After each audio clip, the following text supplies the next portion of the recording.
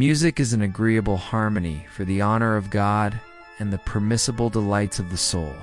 He didn't perform for kings or live in luxury. But centuries later, Johann Sebastian Bach is considered one of the greatest composers in history.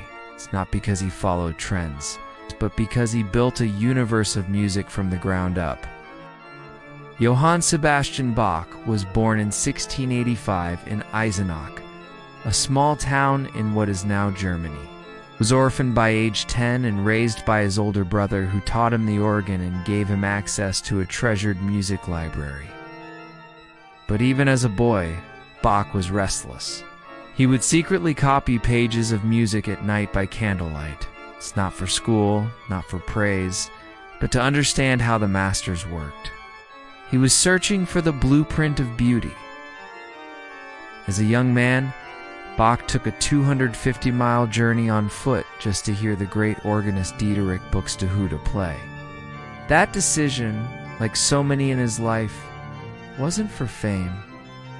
It was for learning, for sound. By his 20s, Bach was already known as a virtuoso organist. But he often clashed with employers. He wanted creative freedom, not rigid church assignments. He believed music should lift the soul, not merely follow rules. In Weimar Kutan and later Leipzig, Bach wrote tirelessly. Sacred cantatas for Sundays. Dance suites for courtly entertainment. Introspective works for solo violin and cello that explored the very limits of what a single instrument could say. But his crown jewel was the well-tempered clavier, a revolutionary collection that explored all 24 keys and proved that complex, expressive music could be written in any of them. It was a masterclass in structure and emotion. He wrote fugues like a mathematician and chorales like a mystic. Every note had purpose. Every line had weight. And yet Bach's genius was not in complexity for its own sake. It was in clarity, balance, and deep feeling. To Bach, music was a conversation between the earthly and the divine. He signed his compositions not with his name, but with the initials S.D.G. Soli Deo Gloria. To God alone be the glory. In his final years, Bach went blind. Yet even then, he composed. He dictated music to his sons, works like the Art of Fugue, which ends abruptly, unfinished, as if Bach vanished mid-sentence. He died in 1750, nearly forgotten.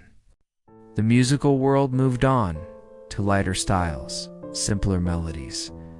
For nearly 100 years, his genius lay buried, till a 19-year-old named Felix Mendelssohn rediscovered his work and staged a performance of the St. Matthew Passion.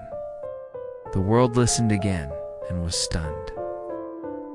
Today, Bach's fingerprints are everywhere, in Mozart, Beethoven, jazz, film scores, even neuroscience.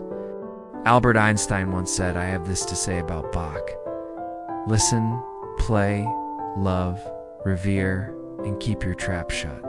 He taught us that structure and soul are not enemies, that faith can be felt through harmony, that music can explain the universe when words fail. If you've ever been moved by a melody that seemed to know your name, perhaps Bach has already spoken to you. The aim and final end of all music, he once said, should be none other than the glory of God and the refreshment of the soul. If this story resonated with you, please subscribe. More poetic portraits of Bach, Jung, Nietzsche, and other visionaries are on the way.